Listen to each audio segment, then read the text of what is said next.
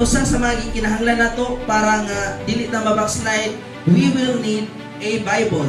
Na kinahanglan tag Bible may son, stay in the word.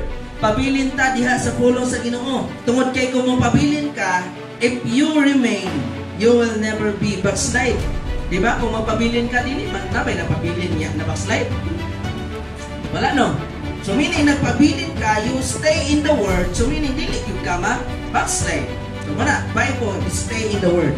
Kaya ingon ang Proverbs 4:13, hold on to the instruction, do not let go, guard it well, for it is your life. So, kung sa mga instruction, mo ang pulong sa atong Ginoo. Sa ganito yung meaning sa word nga Bible, acronym, di ba ang Bible?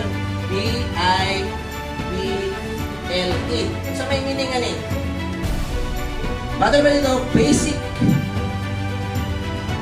Basic instructions. Di ba? Nag-isgot na dito, hold on to the instructions. Kung sa mga instructions, mo ang Bible, pulong sa Ginoo. Natiri ang mga instructions sa Ginoo. Alang ka na to.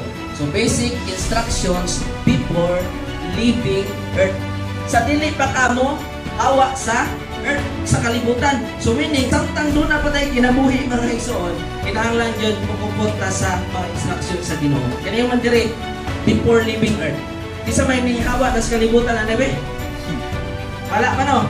So, ang pulong sa Ginoo, alang ka natong tanan, hold on to the instruction. Kaya kung imo ning palauman mga igsoon, if we go deeper, you will stay to a relationship with God.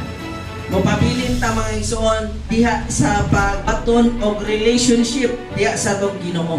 Sa matag adlaw, through prayer, doon na tayo communication sa atong Ginoo daily, doon na relationship. So, natubag tong na nga loss of connection kaya sa atong Ginoo kay mo man dai ito usa sa reason nga nang mabackslide ang tao. So man nga gingon dire, stay in the word. So kay mo man jud ang palagman, stay with the relationship with God.